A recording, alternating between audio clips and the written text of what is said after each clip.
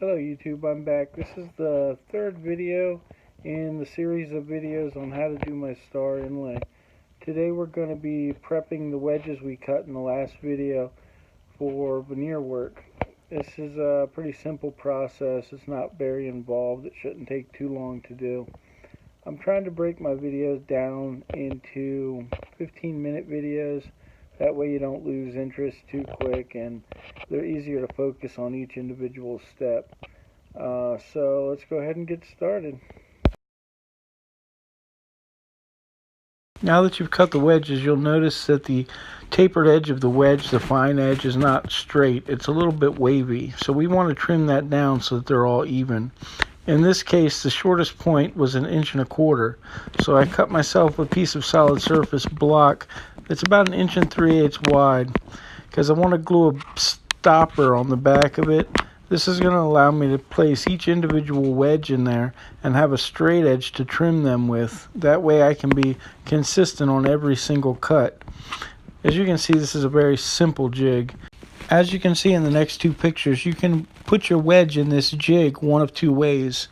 You want to make sure that you cut all of them exactly the same way. If you put one in the opposite of the other, your width on the wedge can change by up to 1/16 of an inch. In the next photo, you'll see the edge sticking out past my cutting edge. That's the part we're going to be trimming off with a razor knife. I'm going to use a scrap piece of pine that I have left over from another project as my cutting board. As you can see, I'm just going to slide my wedge into the straight edge that I've made so that I can trim them all to the exact same length.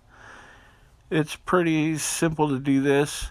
The one thing that you have to pay attention to is the edge that you're cutting. Sometimes the blade will dig into your cutting surface and it won't cut it quite straight, so you might have to come back a second time just to trim it up a little bit and make sure it's straight. The key here is to make sure every single wedge is placed in your cutting jig exactly the same way. It's kept tight up against the backstop, and when you lay it down, you want to make sure that it stays in place, and you cut it with several light cuts to go all the way through the edge. This guarantees that all of them are exactly the same length, and right here, precision is the key to making this whole thing look good, because on this scale, if it's off even a little bit, it's going to be very noticeable. Even though you're cutting off that very fine edge that's there, your wedge is still going to come to a pretty precise point. The point of this whole step is to guarantee that all of the wedges are exactly the same width. After I've cut them all, I'm going to take all 12 of them and I'm going to pair them up into sets of 2. So I'll have a total of 8 that make the 4 points of my star. I should have 4 leftover pieces.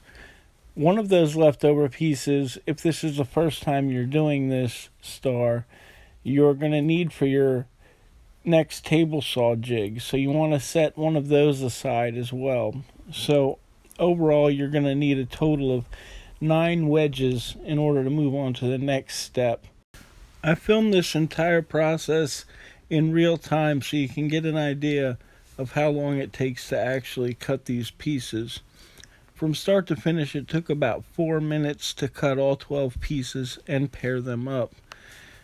That's not including the time it took to actually make the jig. Making the jig probably took another 5 minutes. So this entire part of the process from start to finish really only took me about 10 minutes. 15 minutes at the absolute most. When I'm working on projects like this, I make sure I set aside some time to where I'm not going to be interrupted or bothered, because I want to make sure that I'm focusing on what I'm doing and trying to make everything as accurate as I possibly can. The more accurate you are with each step, the easier the next step is going to be. The next step, pairing them up, is extremely easy. Basically, you're just going to hold the wedges up to each other and find the 8 that match each other the best. And you're going to set them aside in pairs.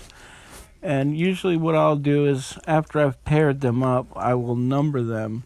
That way I can keep those 2 individual pieces together for the rest of the process. It just makes things easier as you're starting to veneer them, and you're making sure that you've got the best matching pairs together all the way through this process. The first time I ever made one of these stars, I didn't use a cutting jig like you see here. I measured and marked every single wedge and cut them by hand with a separate straight edge, and it was much more time consuming. It was after I made that I decided that it was much more accurate, easy, and less stressful just to have a jig that I could use over and over, especially if I was going to be making this particular star several times. If I was only going to make it one time, I probably wouldn't have gone through the effort to make this cutting jig that I have here. But knowing I was going to be making it multiple times, it made sense to have the cutting jig. In this photo, you will see that I have gone ahead and paired them up and numbered them so that I can keep them together through the rest of the process. Now it's time to start cutting the veneer. I've set up a cutting table here, and I have a backstop. What I'm doing is I'm marking about 1/4 of an inch wider than what the wedge is, and I'm going to draw a pencil line with my square. This is going to give me my cut line, and the piece of granite you see sitting there is going to act as a backstop. Down at the bottom, I have a nice square edge. So what I'm going to do is I'm going to take this mahogany veneer and I'm going to cut it one piece at a time. I don't like cutting through 2 or 3 pieces. I don't think I get as accurate of a cut. And basically I can line my bottom edge up with the square cutting table, push it tight up against my backstop there, and then just take my razor knife and cut down the edge of the square. This will give me a nice straight cut on every single one. This cut doesn't need to be perfect because it's oversized by about 1/4 of an inch. I set it up this way because for me that's how it makes sense to make faster cuts without having to individually mark each piece and then cut it. I can just make a cut, slide it over, make a cut, slide it over, and so on. I cut all the veneer that I'm going to need for this star at the same time. I have 4 points of the star. Each point is going to need 3 pieces of veneer. So I'm going to need a total of 12 pieces of veneer just for the star. Then I need 2 extra pieces of veneer for the center of the star to make the X in the center of the star. I also like to have at least 1 extra piece just in case something goes wrong with one of them. So in total, I like to have about 13 pieces of veneer cut. I've chosen mahogany veneer for this because it's a good stark contrast between the poplar and the mahogany. I like using cheaper veneer for this kind of thing because you're only going to see the edge of it. You don't need to use an expensive material for this. You're just looking for a change in color to kind of make the star itself pop. If the core of your star was walnut, you would probably want to use something like a maple veneer for this step. You just want a nice contrast between whatever material you use for the core and what you use for your outline. After all the veneer is cut, we're going to be ready to start veneering the poplar core wedges that we cut earlier. All of that will be covered in my next video. If you have any questions about this particular video, feel free to ask in the comments section below. I'm usually pretty quick at getting back to people with their questions. Thank you for watching. I'll see you at the next video.